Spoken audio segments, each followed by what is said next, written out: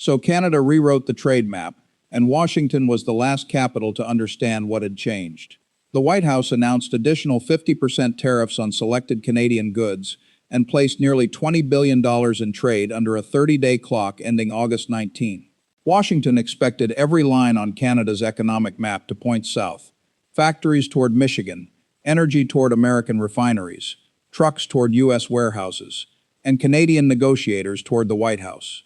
But while officials in Washington were measuring how much pain one border could create, Ottawa had already begun drawing new routes.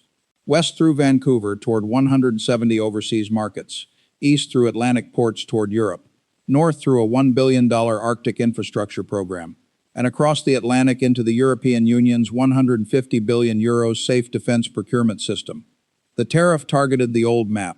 Canada was already financing the new one. In Warren Buffett's framework, that is the moment leverage begins to decay, not when the customer leaves completely, but when the customer stops financing its future around you. Canada still needs the United States.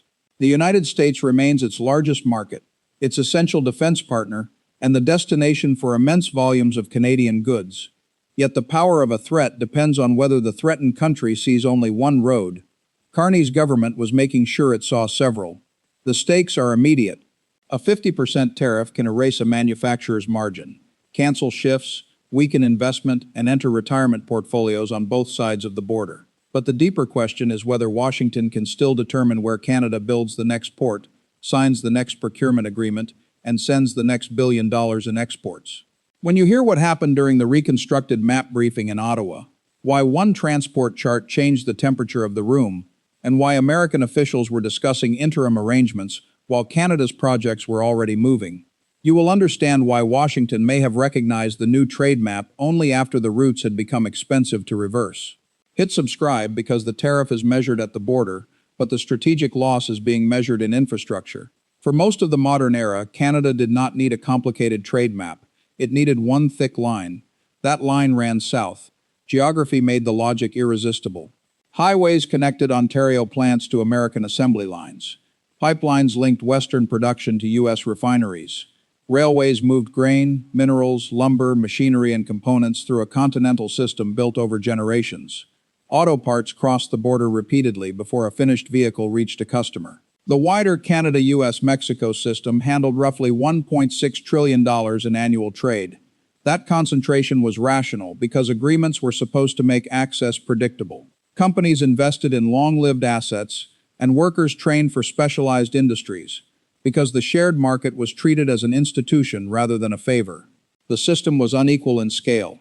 It was supposed to be equal in rules. That assumption weakened through repeated tariff actions and unresolved disputes over steel, aluminum, automobiles, dairy, alcohol, and softwood lumber. Then Washington declined to grant the USMCA another clean 16-year extension. Annual reviews began, and the agreement entered a 10-year path toward possible expiry in 2036. For political officials, 10 years can feel distant. For a mine, terminal, refinery, railway expansion, or pension-funded industrial project, 10 years can arrive before the asset has paid for itself. On July 20th, Washington escalated again. The White House used Section 338 of the Tariff Act of 1930 to announce additional 50% duties on selected Canadian products connected to vehicles, dairy, and alcoholic beverages. The tariffs were scheduled for August 19 and applied to covered goods regardless of whether they otherwise qualified under USMCA. Reuters estimated the targeted trade at nearly $20 billion, or about 5.2% of U.S. imports from Canada in 2025.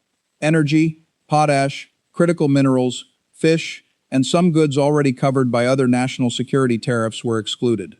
The policy was designed to produce urgency.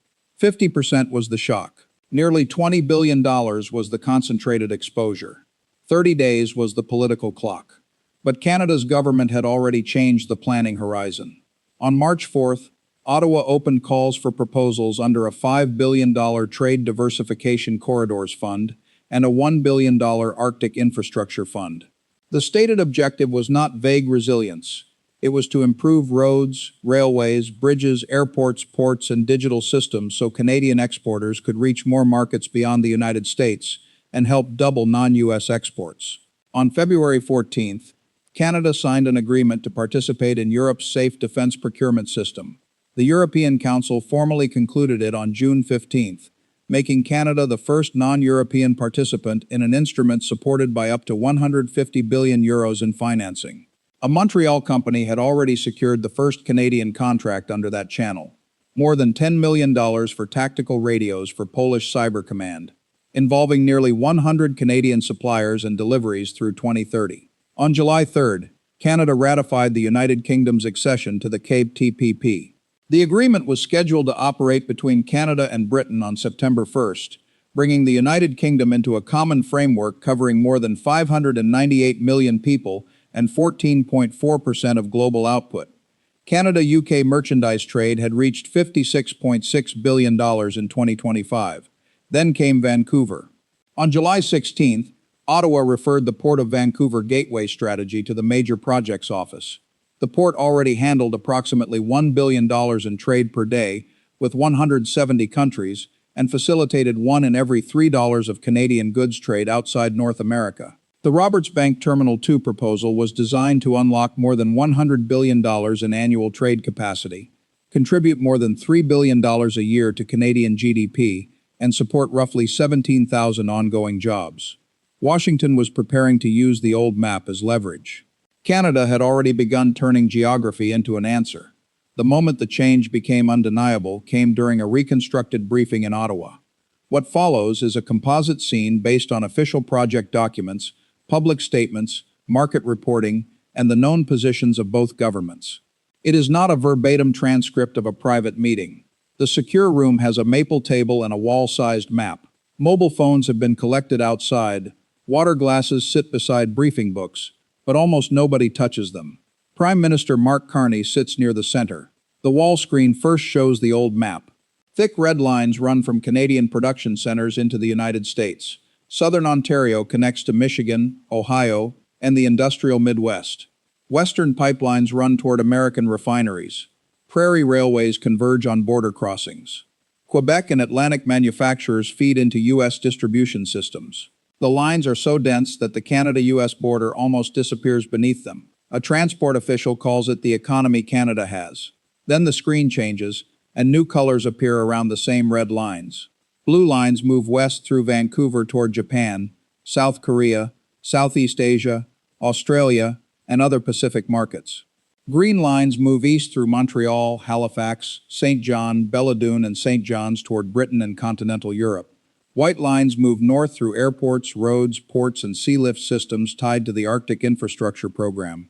A gold line links Canadian defense suppliers to European procurement under SAFE. This, the official says, is the economy we are funding. The old map shows volume. The new map shows direction. A red binder in front of Carney carries three figures. 50%, nearly $20 billion. 30 days. Beside it are the infrastructure plan, the European agreement, and Britain's Carcament. Their figures are different. 5 billion, 150 billion more than 100 billion in potential Vancouver capacity, nearly 100 suppliers, 170 countries, and 598 million people. The tariff binder is the newest document on the table. That detail changes the room. Carney asks the trade minister to describe the immediate exposure. The answer is severe. A 50% duty can make covered goods commercially impossible. Buyers may cancel orders, and smaller producers cannot rebuild distribution, rail access, customer relationships, and credit within 30 days. The labor official describes the sequence. Overtime disappears. Temporary shifts are cut. Maintenance and investment are postponed. And layoffs arrive after hope has already left the town. Carney writes, protect the transition period. He asks how much of the nearly $20 billion can be redirected before August 19th. The answer is honest, not enough.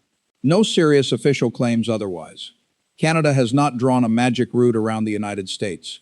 The new map is a long-term strategy, not an emergency teleportation system. Then Carney asks a different question. How much future trade can we prevent from becoming this exposed? The room becomes quieter. That is the question the old map never required. The Vancouver official enlarges the Pacific Gateway. The port already serves 170 countries and manages trade valued at around $1 billion per day.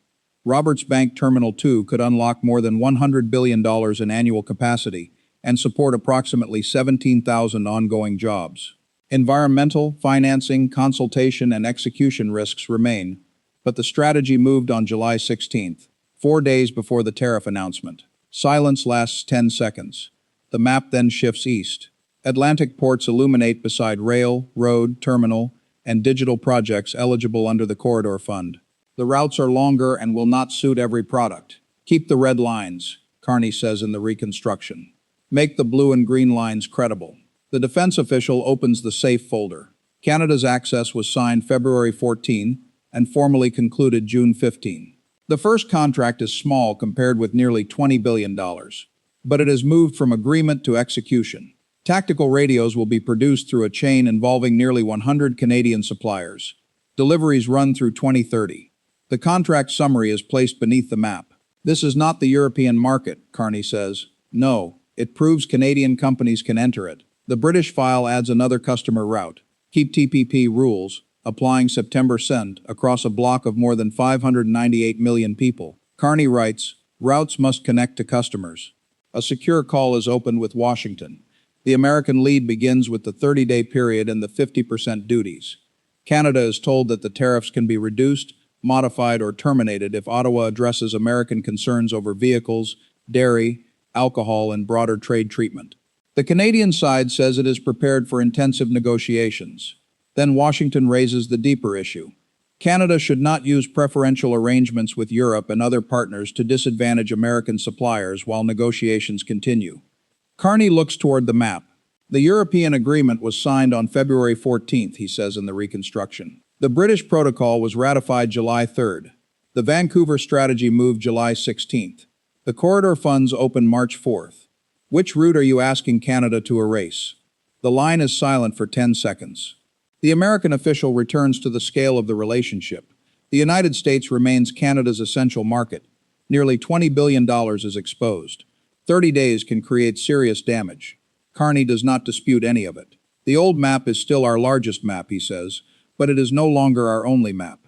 The American lead asks whether Canada is using the threat to move trade away from the United States. Carney's answer is calm. The threat is explaining why the move was necessary. Silence follows. An Ottawa staff member lowers the tariff binder until the Pacific and Atlantic routes become visible again. Everyone notices. Washington asks for a list of Canadian measures that could be adjusted during negotiations. Ottawa agrees to discuss legitimate irritants and the future of USCA. It refuses to suspend completed agreements, delay infrastructure programs, or treat access to other markets as a concession owed to the United States. The American official says Canada has 30 days. Carney looks at the dates across the map. We started before the clock. The call ends. Nobody celebrates. The tariff remains scheduled. Nearly $20 billion remains vulnerable, and the new routes will take years. But the briefing produces one conclusion. Canada will not replace the southern line. It will build alternatives thick enough to survive the next threat. And once the map became national policy, Washington's deadline began competing with projects that had their own dates, investors, workers, and political owners. The immediate aftermath exposed how differently the two countries were now measuring time. Washington was counting toward August 19th.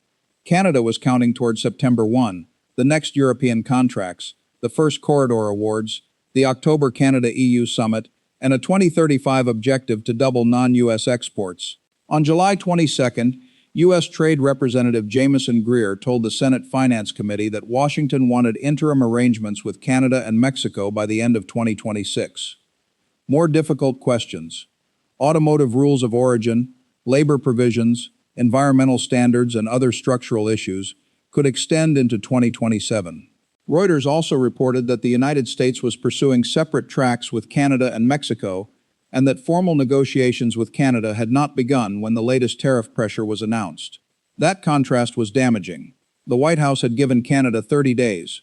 The negotiating system was asking for more than a year. Carney's government did not claim victory. Ottawa said it would negotiate intensely and defend workers, farmers, businesses, and families. Provincial governments demanded support for exposed sectors. Banks reviewed credit lines. Exporters asked whether shipments could be advanced before August 19. American importers began calculating whether they could absorb part of the 50% duty or needed exemptions. Markets registered vulnerability. The Canadian dollar weakened after the tariff announcement. Bond markets reduced expectations for Canadian interest rate increases. The economic damage could spread beyond the products named in the proclamations because uncertainty affects investment, hiring, financing, and household confidence before customs collects a single dollar. But the map story continued moving. The Port of Vancouver Gateway strategy had already been referred to the Major Projects Office. The proposed Roberts Bank expansion had a selected construction partner and a stated potential to unlock more than $100 billion in annual trade capacity. The corridor funds were open. The SAFE agreement was operational. The first Canadian contract was moving toward deliveries. Britain's CEPTPPP participation was scheduled for September 1.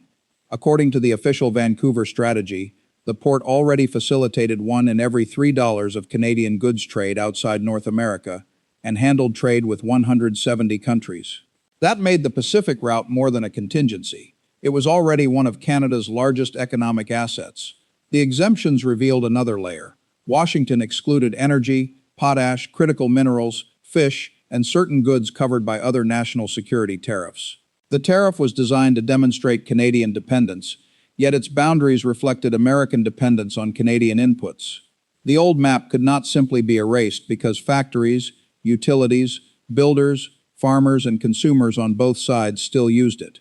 Then provincial behavior began changing. British Columbia officials pointed to Pacific expansion. Atlantic governments emphasized ports and European access. Ontario and Quebec studied how advanced manufacturing and defense suppliers could enter European programs. Prairie provinces focused on energy, uranium, potash, grain, and rail capacity.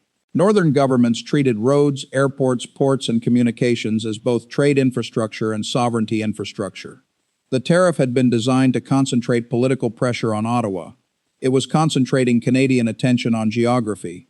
The most important consequence was inside corporate planning. Boards that once treated the United States as the default destination began asking a new question. What portion of the next investment should be designed for a second market from the beginning? That question does not move today's cargo. It moves tomorrow's capital. And that is where Buffett's framework becomes more useful than any political claim of victory. Warren Buffett would not begin by declaring that Canada had escaped American leverage. He would begin with the map. A business map shows not only today's revenue, but where management will place tomorrow's capital. The United States dominates Canada's present revenue map. New ports, agreements, and procurement systems are changing the capital map beneath it. That distinction is central. The 50% tariff can damage current cash flow immediately. Nearly $20 billion in covered trade can be repriced at the border. 30 days is enough to cancel an order, stop overtime, or force a company to preserve cash. Those are current income effects. A port project, trade agreement, supplier certification, or defense contract changes future income. The benefit arrives slowly, but once the system exists, it can repeat. Consider Vancouver. Roberts Bank Terminal 2 is projected to unlock more than $100 billion in annual capacity. It is not guaranteed trade and still carries execution, financing, environmental, and regulatory risk. But capacity creates choices that would otherwise remain physically impossible. Buffett has spent decades distinguishing price from value. The tariff changes the price of one route. Infrastructure changes the value of every alternative route. The same logic applies to SAFE. Canada does not receive Europe's full 150 billion euros. Canadian companies compete for contracts financed through the system. Many bids will fail. Yet the first contract matters because it lowers the friction of the second. Nearly 100 Canadian suppliers gain experience with European standards, security requirements, consortium structures, and delivery expectations. The knowledge remains even after the first radios are delivered. That is compounding in industrial form. Britain's CEPTPP accession works similarly. The figure of 598 million people does not mean 598 million customers will buy Canadian goods. It means Canadian firms can operate across a larger market using a more consistent set of rules. Rules reduce friction. Reduced friction raises the probability that a second market becomes commercially real. In more than 60 years of allocating capital, buying companies, and observing dominant businesses lose customers, Buffett has repeatedly demonstrated one principle. The strongest moat can be weakened when management gives customers a reason to finance an alternative. Washington's leverage was a geographic moat. Canada could not move away physically. It could only reduce the economic force of that geography through infrastructure agreements, technology, and diversified demand. The tariff raised the return on those investments. Before the 50% announcement, an additional port berth could be criticized as premature. Afterward, it looked like insurance. A second certification system, an Arctic road, or an Atlantic rail improvement moved from optional expense to trade security infrastructure. This does not make every Canadian project wise. Buffett's discipline would demand routes with real customers, durable demand, competent operators, and defensible economics. A bad alternative is not insurance. It is another loss. But where credible alternatives exist, their strategic value rises whenever the dominant partner becomes less predictable. That is why the Port of Vancouver matters. It already moves around $1 billion in goods each day and connects Canada with 170 countries. The map is not hypothetical. Canada is expanding an operating gateway, not drawing a fantasy route. That is why the European contract matters. It is not a promise of future access. It is evidence that access has already produced revenue in a supplier network. That is why the 30-day tariff clock may have a smaller long-term effect than Washington expected. Political threats are designed around urgency. Capital projects are designed around duration. A 30-day deadline can dominate television coverage. A terminal, rail corridor, or procurement relationship can operate for 30 years. A Buffett-style verdict would be devastating but precise. Washington still controls the largest road into the American market, but it no longer controls where Canada builds the next road. Pause on that. The United States can impose costs. It can negotiate concessions. It can remain the dominant Canadian customer for decades. But the most valuable form of leverage was never the ability to punish today's shipment. It was the ability to assume that tomorrow's Canadian factory would still be built for one destination. That assumption is what the new trade map removes.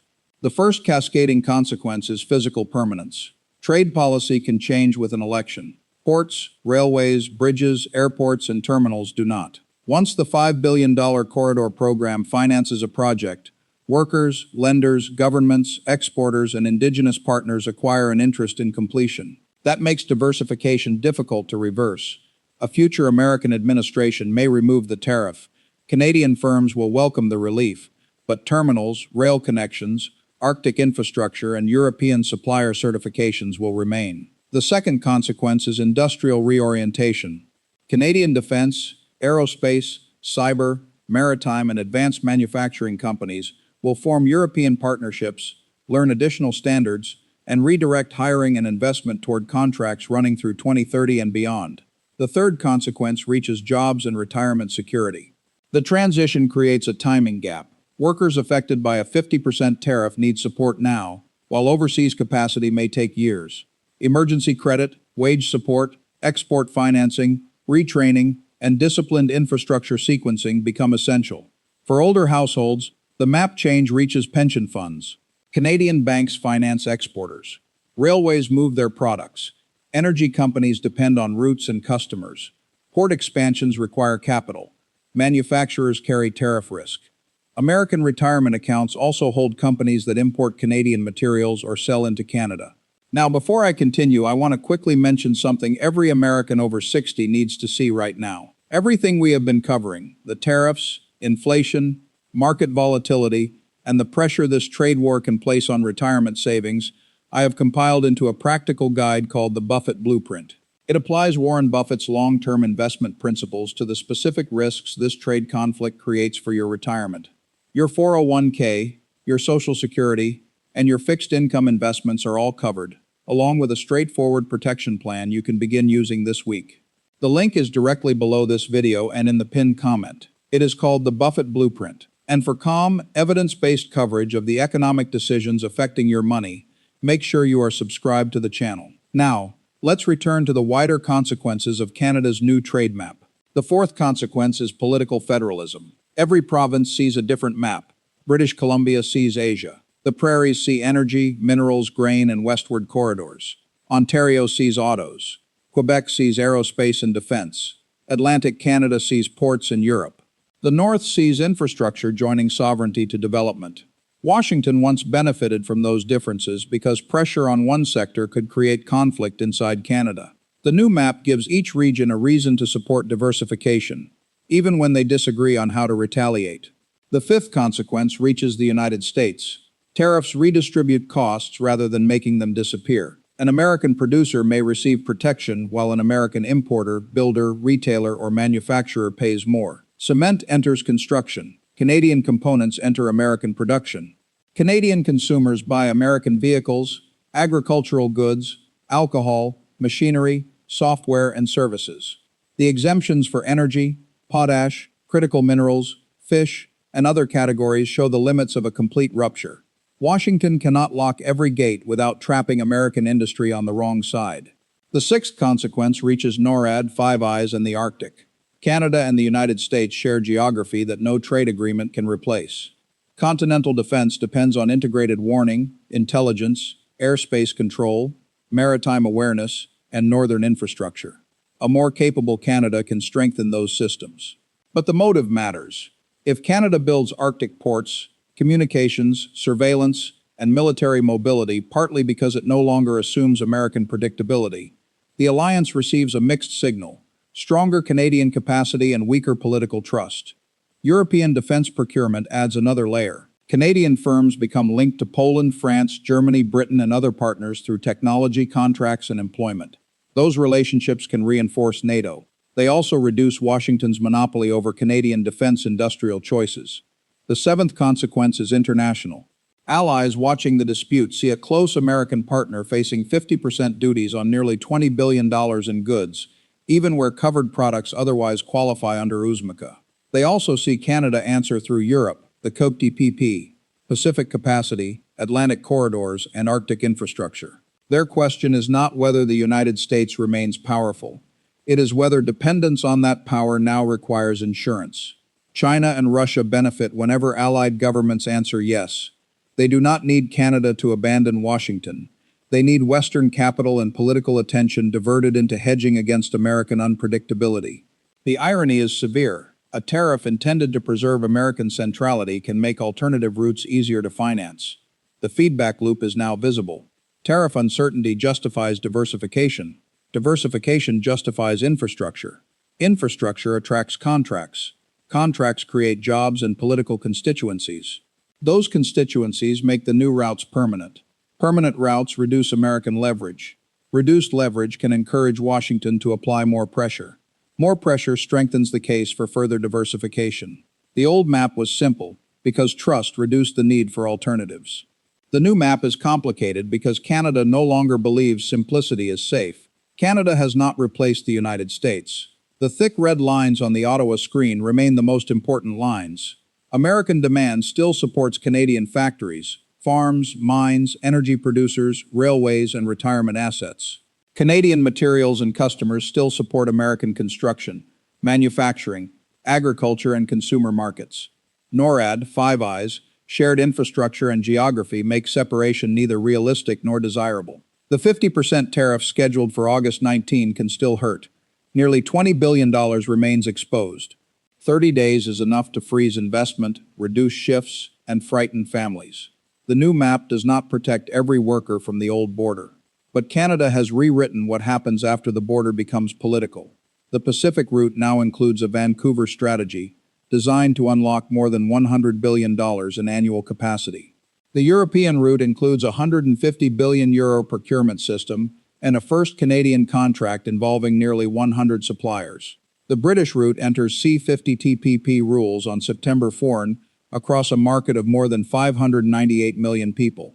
The national route includes $5 billion for diversified corridors and $1 billion for Arctic infrastructure. Washington learned about those routes when they were no longer concepts. They had dates, they had funding, they had construction partners, contracts, workers, and institutional owners. That is the philosophical verdict. Power can dominate the current map while losing influence over the next one. A country may remain the largest customer and still discover that its threats have made every other customer more valuable. It may control the nearest border and still fail to control where capital moves. A Buffett-style final verdict would be quiet. Canada did not erase the road to America. It stopped building every future around it. The red tariff binder still says 50%, nearly $20 billion, and August 19. The Pacific file says 170 countries and more than $100 billion in potential annual capacity. The European file says 150 billion euros and deliveries through 2030. The British file says September 1. One side is measuring the cost of using the old map. The other is measuring the value of completing the new one. Keep an eye on the next corridor award, the next SAFE contract, the next Vancouver decision, and every American industry requesting an exemption. Washington still sits at the center of Canada's current trade map. It may have been the last to realize it no longer sits at the center of Canada's future. Before you go, I mentioned this earlier, and I mean it. When a trade war begins affecting prices, markets, businesses, and retirement portfolios, hoping everything works itself out is not a protection plan. That is why I created the Buffett Blueprint. It is designed to help Americans over 60 understand how Warren Buffett's principles can be applied during periods of tariffs, inflation, and market uncertainty. Your 401k, your Social Security, and your fixed income investments. One clear plan, written in plain English, with practical steps you can begin using this week. The link is directly below this video and in the pinned comment. Look for the Buffett Blueprint. And subscribe to the channel for more calm, evidence-based analysis of the economic decisions affecting your retirement. Thank you for watching, and I will see you in the next one.